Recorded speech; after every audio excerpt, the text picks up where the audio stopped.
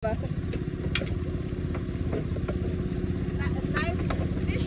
life in Denmark. I am, how you call it? I am fisherman's wife. And then you ansat. New helper.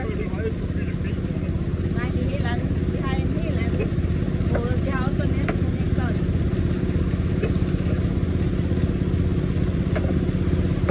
Kan det opsættes en lang video? This is for the flatfish and hornfish and mackerel.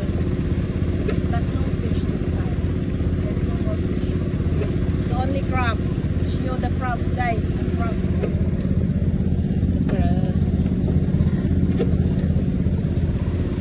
Agoy, matabang tani ay para makalibre sa crabs.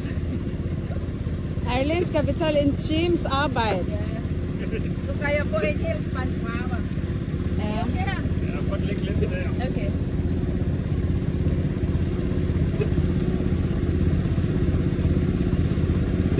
Bako na bako nakaligo. Tingnan kita ko di ka maligo. Hila, saan man ska arbejde? Det er sgu ikke sjovt. Jo! Måske ikke hver dag, men en gang i bilen. Og så hvis man er vant til det, så er det godt nok. Ligesom en havbil. I Filippinerne er det meget værd, fordi de har ikke nogen maskine jo. Men der er mange mennesker. Ja, så er det flere mennesker. Der er ingen maskiner. Nej. Men det er godt til at hjælpe hinanden. Ja. Måske der er 25 eller 30. Det var de også i gamle dage her. Okay. Der var de også med hånden op med. Ja. Meget hundkraft. Hold op, Inma. Så bliver krabber til. Så.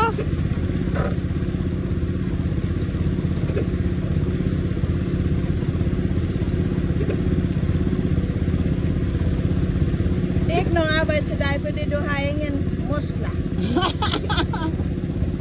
Og dårlig arm. Hov, det er mere. Anak ba? So dagko nga niya. Så. Oh, yes. Agay, kawawa sa crabs ay.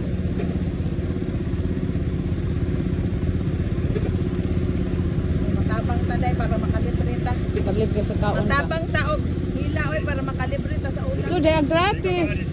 Gratis mad. Der er ikke ret meget. Tegrat mahal. So tanawa ka na dito. Tapos mag-akbang ka dito kay daghan ka man dito sa pool. Magkuha ka ani? Siyempre ako anak tanan. Uy, naunsa. Naning kamot. Bay ko anak. Wala ila pag ila. Gusto mo na. Ako naning kamot anak. Uy. Ang sa iya naman ko nakuhaon ng Uy, ako ang crabs. pag abot na ko mo ana ra ba imo gikuha? Naalang imo ah. Kuhaan ko ni Kim dito. Uy ha. No, mag-adto ko dito. Kuhaan ko niya.